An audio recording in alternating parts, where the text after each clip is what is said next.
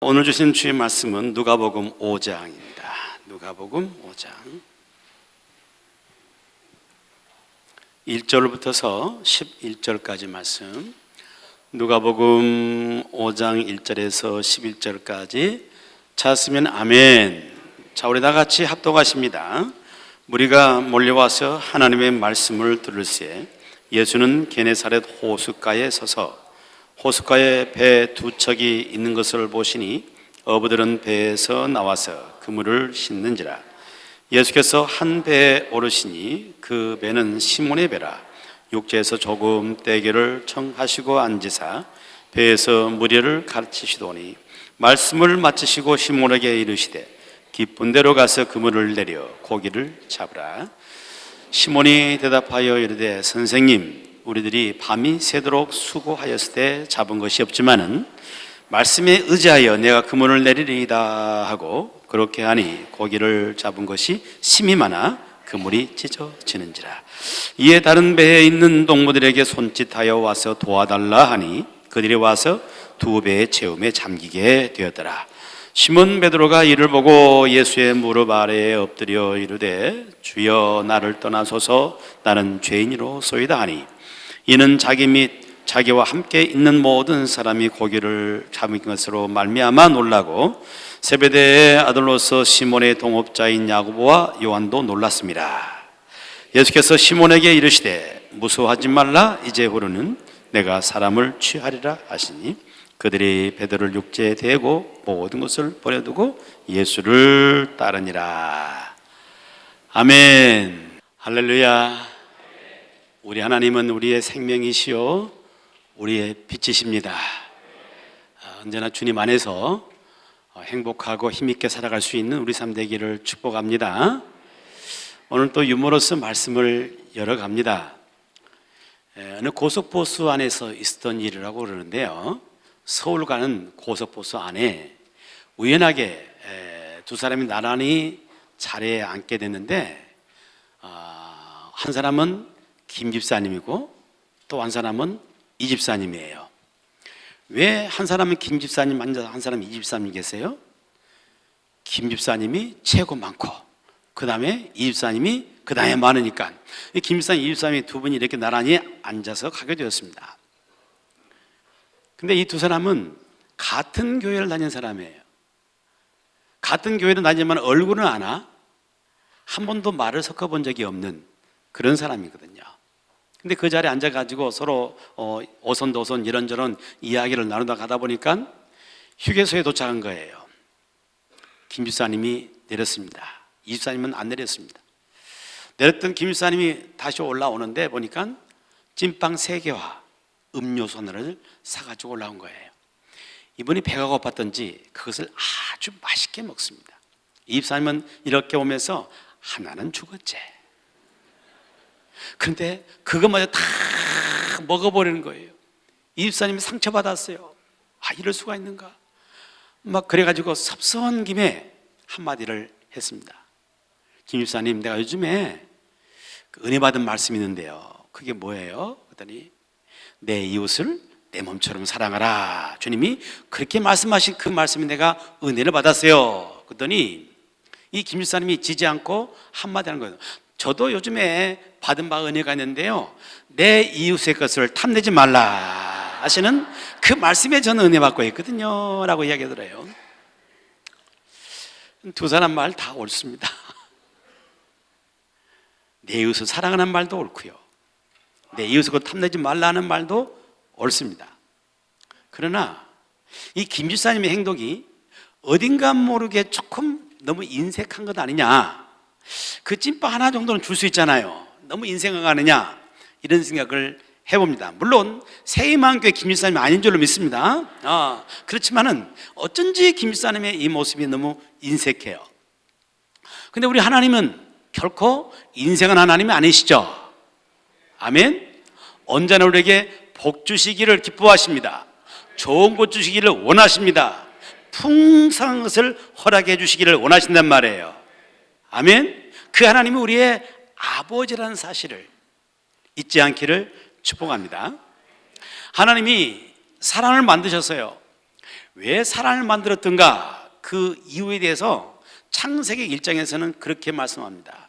하나님이 그들에게 복을 주시며 그들에게 이르시되 생육하고 번성하고 땅에 충만하라. 바다의 물고기와 공중의 새와 그리고 땅에 기는 모든 것을 다스려라 라고 말씀하십니다. 하나님께서 사람을 만드신 그 이유가 사람을 노예처럼 부려먹고 마치 꼭두가시처럼 마음대로 조종하기 위해서 사람을 만드신 것이 아니고 그들에게 복을 주시기 위해서 만드셨다는 것입니다. 저와 여러분 마찬가지예요. 저와 여러분 만드신 이유도 하나님은 저와 여러분들에게 복 주시기를 원하시는 것입니다. 하나님이 수많은 사람들 가운데 아브라함을 선택하시죠. 그래서 갈대아 우르에서 아브라함을 불러내십니다. 그리고는 그 아브라함에게 선택하신 그 이유를 그렇게 말씀하십니다. 내가 너를 큰 민족이 되게 하고 너에게 복을 주어 내 이름이 창대케 되리니 너는 복이 될지라. 너는 복이 될지라. 하나님의 수많은 사람 가운데서 아브라함을 선택해서 하나님이 거삼으신 그 이유는 그를 복 주시기 위해서, 아니 그를 복이 되게 하기 위해서, 이 말을 바꾸만 하면 복덩어리로 삼기 위해서 부르셨단 말이에요. 아멘. 저와 여러분을 하나님께서 부르신 이유도 복덩어리로 삼기 위해서 부르셨습니다. 믿으신 분만 안 하실 거야. 저와 여러분을 부르신 이유도 우리를 복덩어리로 삼기 위해서 부르셨습니다. 자, 주변에게 서로 인사 나누는데 당신은 복덩어리입니다. 아니 내가 당신이라고 해도 다 당신 그런 거요. 장로님은 그런지 권사님은 그런지 집사님은 그런지 당신 그럴 거예요. 다시 예? 다시 시작. 할렐루야. 복덩어리세요. 복덩어리. 하나님 그래서 부르신 것입니다. 할렐루야. 어떤 분은 이런 말이 마음에 안 나오는 사람도 있어요. 왜? 오늘 내 삶이 너무 힘드니까. 어려움이 있고 부딪혀오는 문제는 많고 뭐 하나님이 나를 무슨 복을 주셔, 뭐 이런 생각이 든 사람이 있습니다. 그러나 이 말씀은 진리인 것입니다. 하나님은 저와 여러분을 복 주시기 위해서, 복덩어리 삼기 위해서 우리를 부르셨다는 사실을 잊지 않기를 축복하고, 하나님 은혜 안에서 어떤 어려움도 어떤 장벽도 넘어가기를 축복하고, 진정 하나님이 예비하신 그런 축복 가운데 거할 수 있는 저와 여러분의 삶이 되기를 축원합니다.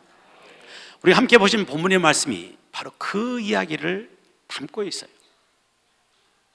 본문 속에는 베드로라는 사람이 등장하거든요. 이 베드로의 직업은 뭐였어요? 어부였어요. 어부이기 때문에 뭐 하며 살죠? 고기 잡으며 살아가요. 이 갈릴리 호수, 여기에서 늘 고기 잡으면서 생활해요.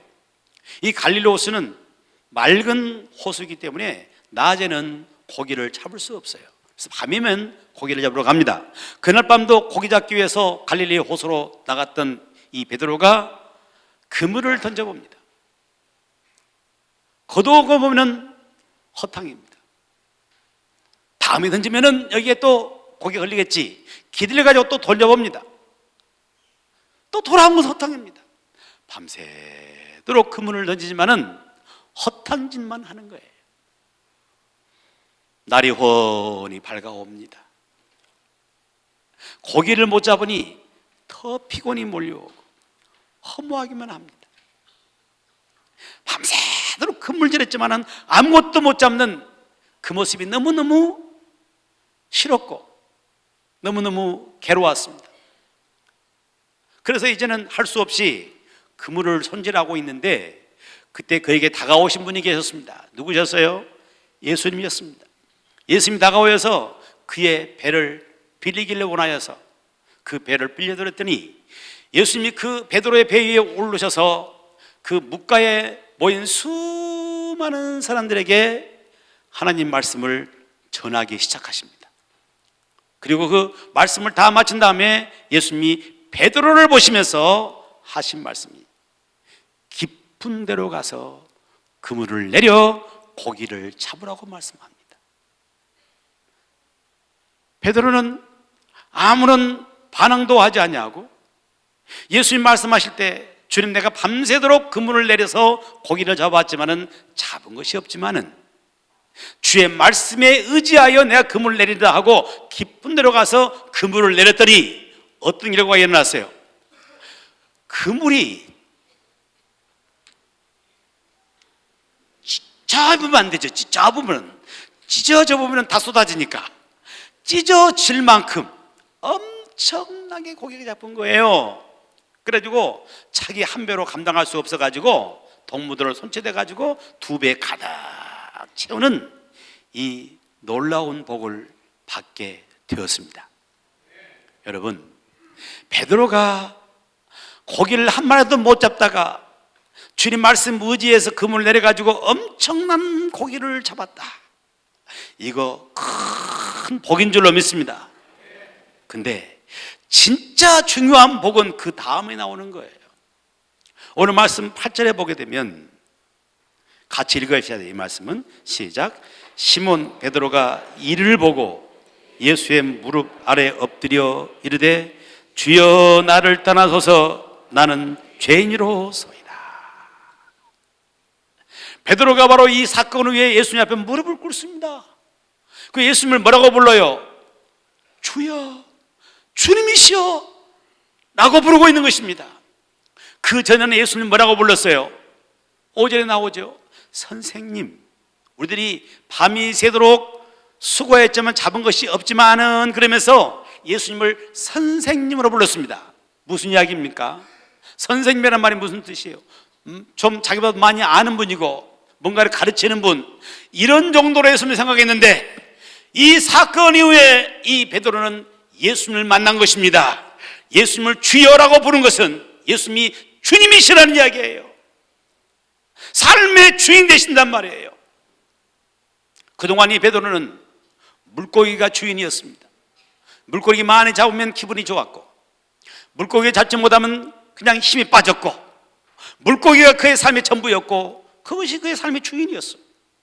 그런데 베드로가 이 사건을 통하여서 예수님이 주인이라는 사실을 그는 깨닫게 되면서 예수님 발 앞에 엎드리면서 주여라고 하는 그 고백을 던지고 있는 것을 보게 되는 겁니다.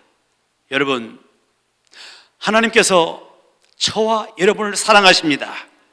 사랑하여서 이 땅에 생을 살아가는 동안에 수많은 복을 부어주십니다.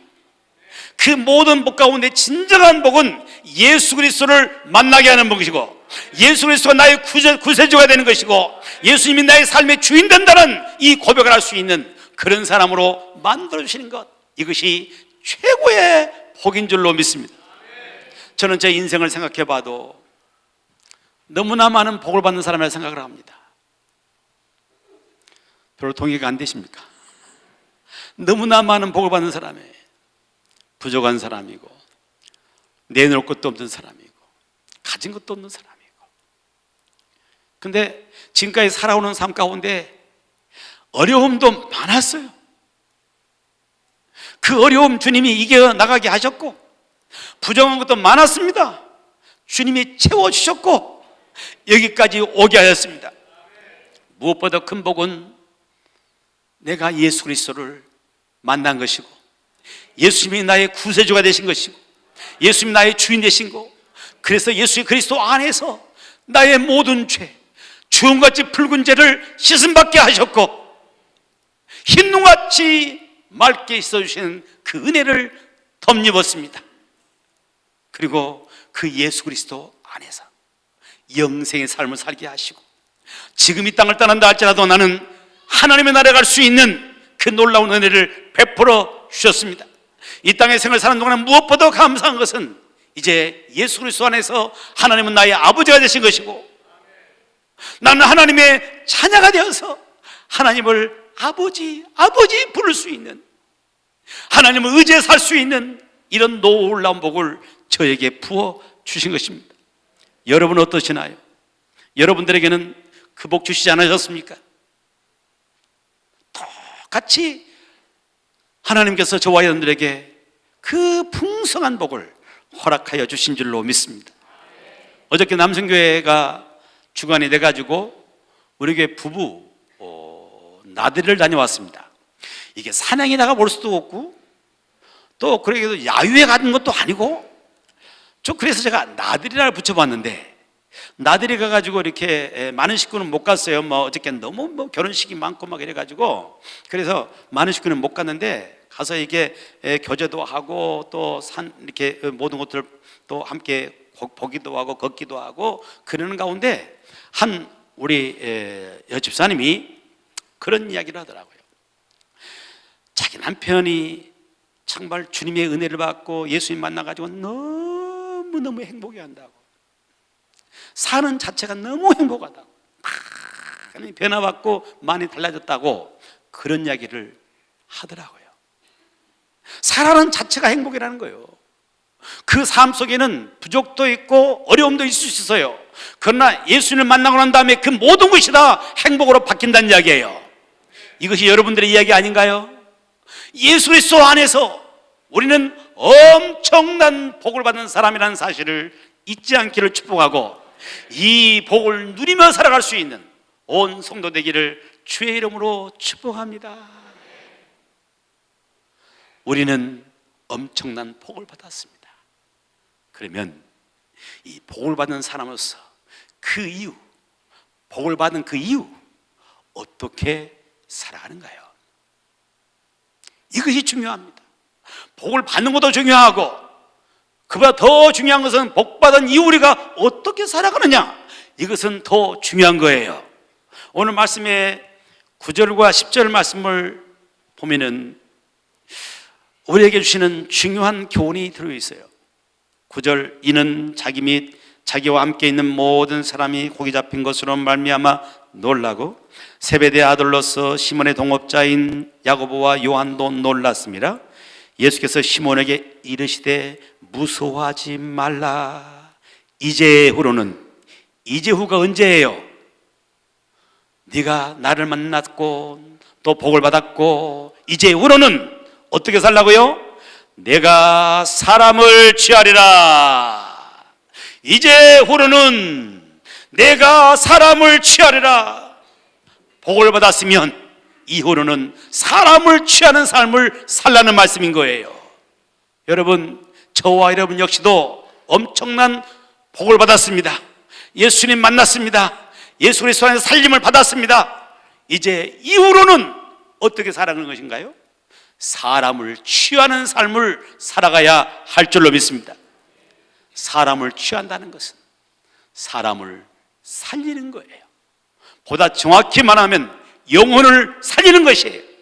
내가 예수 그리스도 만나서 내가 엄청난 복을 받았다면 이제 이후로는 영혼을 살리는 삶을 살아가는 것, 이것이 우리에게 주어지는 삶의 방향인 사실을 잊지 않기를 축복합니다. 열왕기하 7장에 보게 되면 우리가 익숙히 아는 한 사건이 나옵니다. 이스라엘 그 주변에 아람이라는 강대국이 있었습니다. 이 아람이라는 나라가 이스라엘을 침략해 들어왔어요. 근데 당시 북왕국 이스라엘의 수도가 어디였냐면은 그 수도는 사마리아 성이었습니다.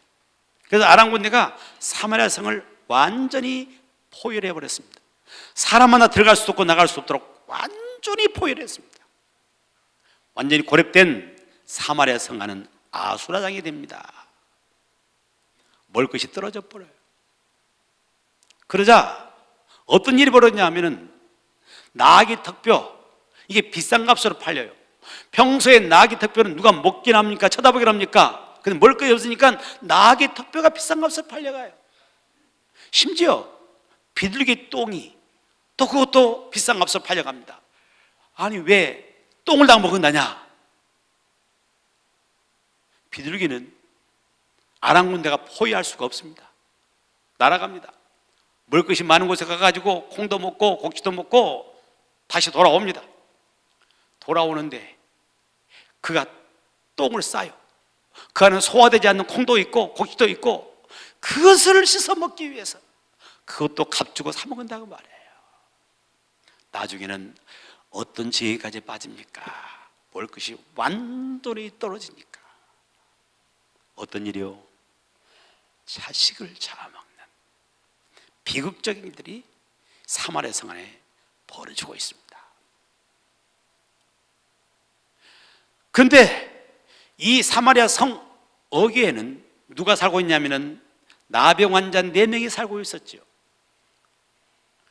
그들이 거기 있어봤자 아무런 희망이 없어요. 그래서 여기서 굶어 죽으나 가서 맞아 죽으나 똑같다. 그래 아람 군대 항복을 하고 가서 나갑니다. 그런데 어떤 일이 벌어졌어요? 하나님이 작업을 이미 해놓으셨어요.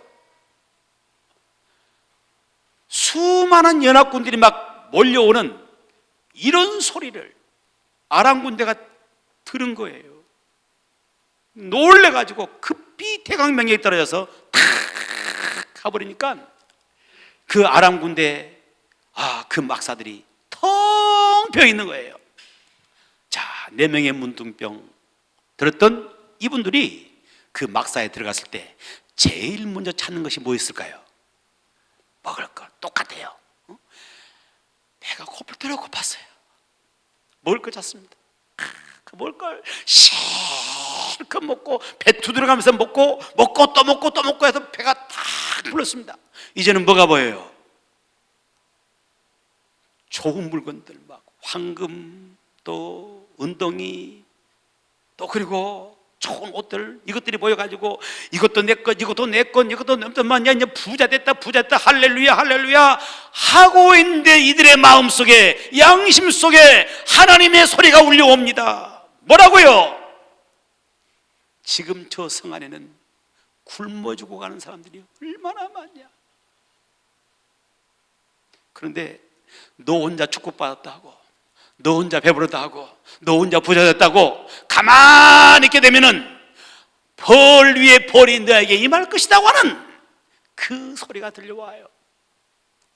그래서 이 4명의 나환자들이 성으로 갑니다. 가서 이 좋은 소식을 알려가지고 굶주린 사람을 살려내는 사건이 성경에 등장하는 사건입니다. 굶주릴 수밖에 없고 죽어가는 그런 가운데 먹을 것을 발견해서 살아났습니다. 엄청난 복을 받았어요. 여기서 그쳐지는 것이 아니라 이제는 굶주리고 있는 사람들을 생각하면서 그들의 소식을 전해서 그 음식을 먹게 하고 살려낸다는 이야기죠. 이것이 정상적인 것입니다. 복을 받은 사람의 정상적인 과정이라고 말해요. 영원히 죽을 수밖에 없는 우리 자신들, 하나님의 심판 가운데 거할 수밖에 없는 자신들이 예수 그리스도의 보혈의 피로 씻음받게 되고 구원받게 되고 살림받게 되고 영생 얻게 되었습니다. 나는 구원받았어요. 그런데 이제 우리 눈이 나는 구원받았으니 나 혼자 구원받고 나 혼자 축복받고 이렇게 살겠다고 한다면 어딘가 뭔가 비정상입니다. 내가 구원받았고 내가 영혼의 살림받았다면 내 주변에 예수 그리스도를 몰라 죽어가는 수많은 사람들이 눈에 보여야 되는 것이고 저들에게 주의 복음을 증거하고 예수 그리스도를 소개해서 저들이 예수님 만나고 나처럼 구원받게 만드는 것, 우리가 가야 할 마땅한 길인 줄로 믿습니다. 우리는 예수 그리스도 안에서 엄청난 복을 받았습니다. 이 복을 주변에 함께 나눌 수 있는 그런 삶을 살아갈 수 있는 우리가 되기를 축복합니다. 오스카 와일드라는 분이 계시는데 이분이 썼던 글 가운데 그날 이후라는 글이 있습니다. 이거는 그냥 가상적인 이야기를 담고 있는 건데, 예수님이 이 땅에 계실 때 많은 기적을 베풀었습니다. 그리고 복을 받았습니다. 바로 그런 사람들이 그 위에 어떻게 살았는가, 그날 이후에요. 그 복받은 그 이후에 어떻게 살았는가를 그려놓은 건데요. 예수님이 그 사람들이 어떻게 사는가 보고 싶어가지고 이 땅에 다시 오셨습니다. 길을 지나가는데 어떤 사람이 완전히 알코올 중독이 돼가지고 폐위되어 있는 거예요. 온몸 발발발발 떨어. 시골에 있을 때 알코올 중독되어 있는 분들을 동네에 보면 젊은 사람들, 그런 분들이 참 안타까운 분들이 많이 계셨어요. 그분들 만나보게 되면 오직 음식은 술밖에 안 드셔요. 참 술을 끊으면 모든 음식이 다 맛있는데 알코올 중독이 되면 술밖에 맛있는 것이 없어. 매일 술만 먹고 살아. 그러면서 나중에는 사람의 폐인돼 갑니다. 손발이 발발발발 떨어.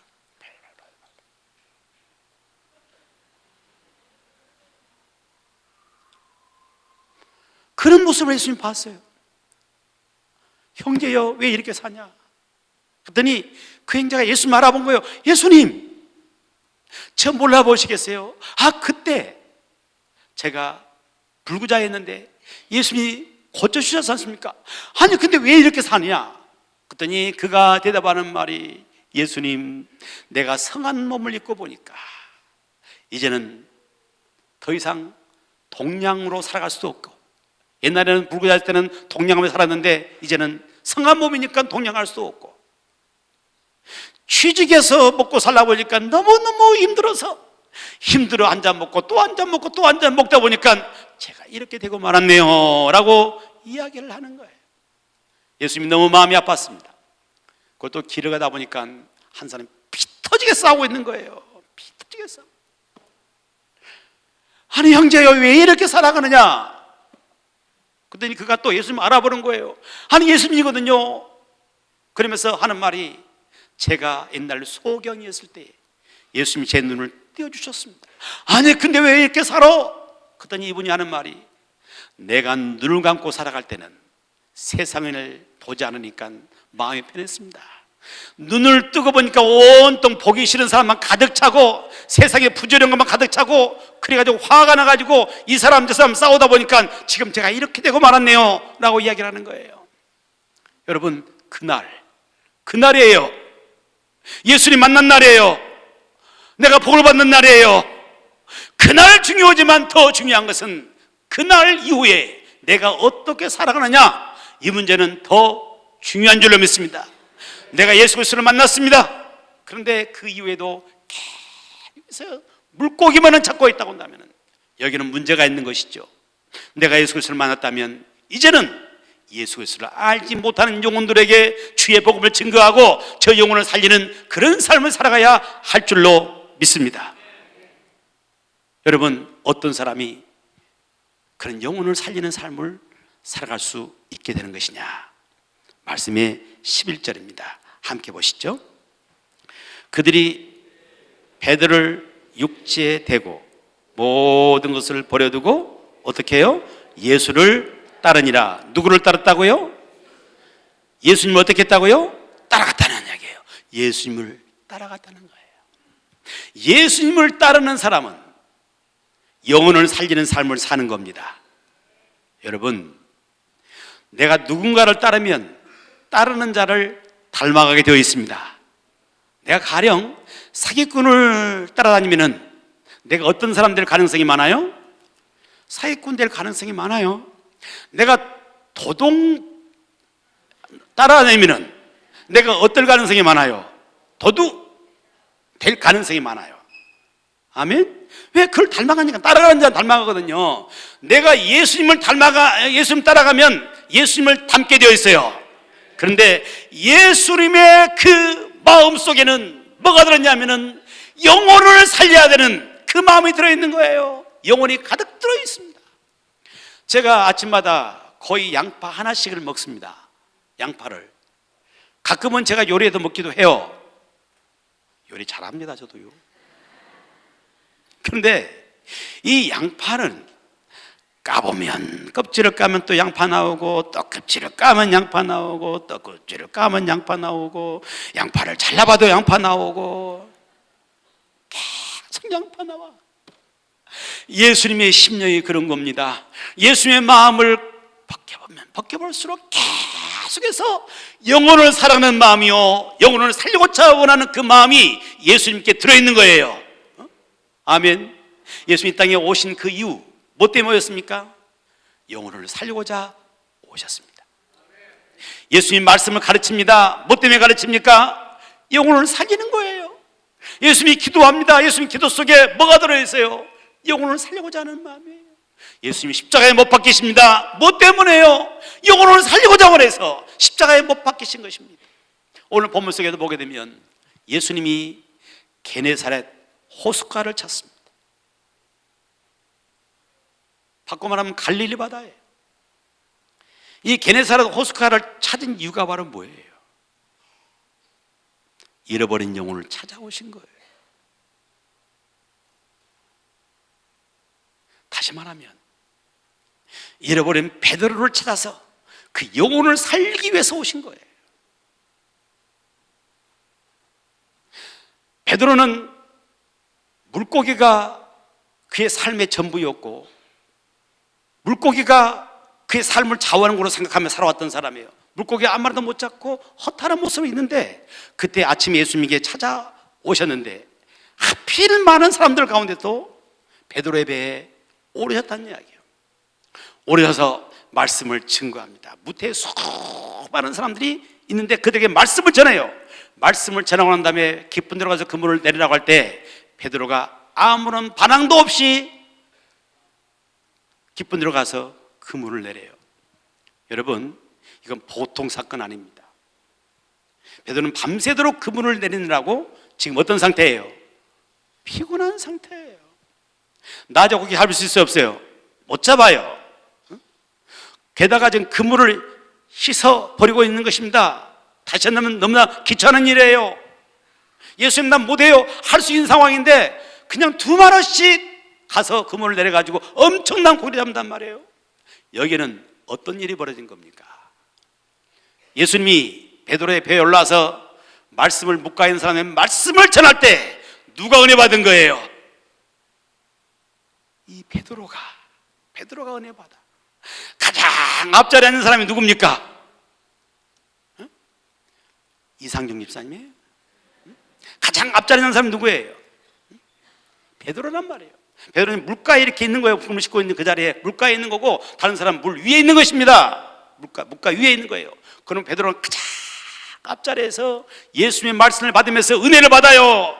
그러니까 그가 주님 말씀하신 대로 그물을 바로 즉시 던질 수 있게 되는 것이고 거기서 엄청난 축복을 받으면서 예수님이 누군지를 알게 되는 것이고 예수님 만나는 놀라운 복을 받게 된 줄로 믿습니다. 예수님이 게네사렛 바닷가를 찾은 그 이유도 베드로에게 고기 하나 더 얻어먹고 싶어 하신 것이 아니고 베드로의 영혼을 살리기 위해서 그곳을 찾아간 겁니다.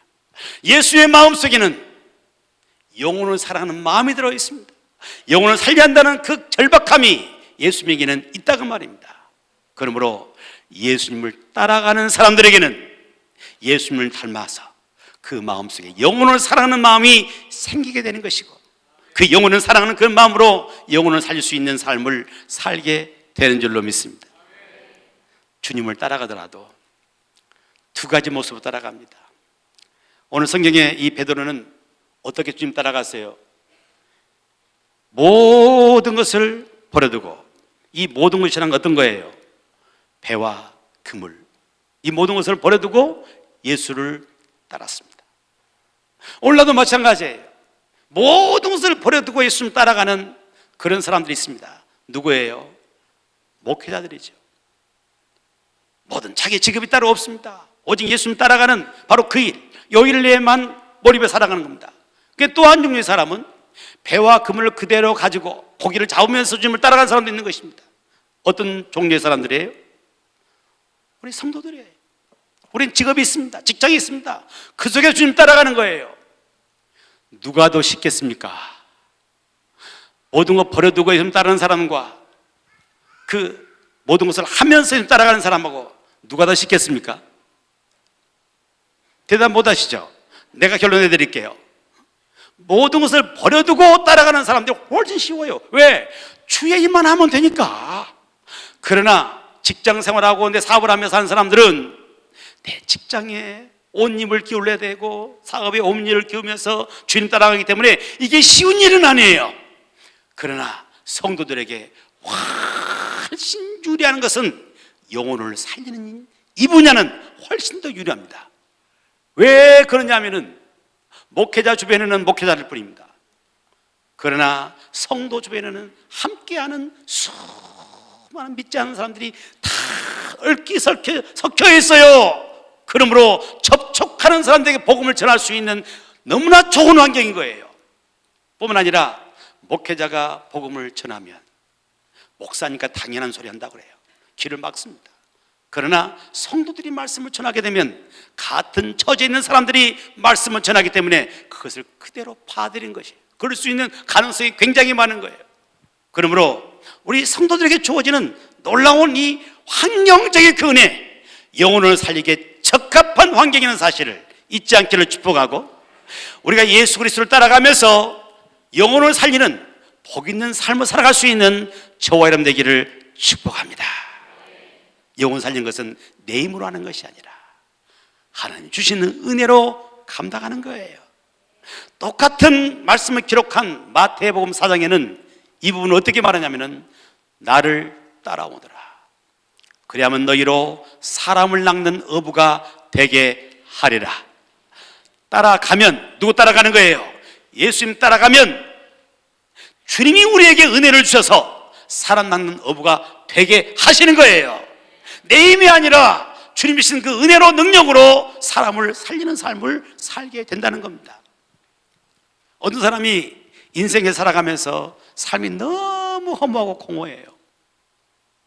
그래서 교회나 한번 가볼까 하고 세임한교회를 왔어요. 그랬더니 그날 예배를 참석해가지고 엄청나게 은혜를 받아버린 거예요. 그래가지고 나가면서 투덜거린 겁니다. 예수 믿는 사람들 참 나쁜 사람들이야. 그래, 그걸 들었던 어떤 권사님이, 아니 왜 예수 믿는 사람이 나쁜 사람이다요? 하고 그랬더니 하나님 말이, 이렇게 좋은 예수를 자기가 믿고 알려주지 않으니까 나쁜 사람이라고 이야기를 하더라는 거예요. 여러분, 예수 믿는 거 좋아요, 안 좋아요? 너무 좋습니다. 예수님 안에 모든 것이 들어있습니다. 내가 만난 예수 그리스도, 나 혼자만 갖고 있는 것이 아니라 예수님을 전하는 삶을 살기를 축복합니다. 어떤 사람이요? 예수님을 따라가는 사람이요. 세상만 따라가고 사람 따라가고 돈 따라가고 이것만 쫓아가는 사람들은 영혼에 관심이 없는 거예요. 그러나 내가 예수 그리스도 따라가게 되면 예수님처럼 영혼에 관심 갖게 되는 것이고 영혼을 살리는 복된 삶을 살게 될 줄로 믿습니다. 이 귀한 은혜가 우리 모든 성도에 함께 하기를 주의 이름으로 축복합니다.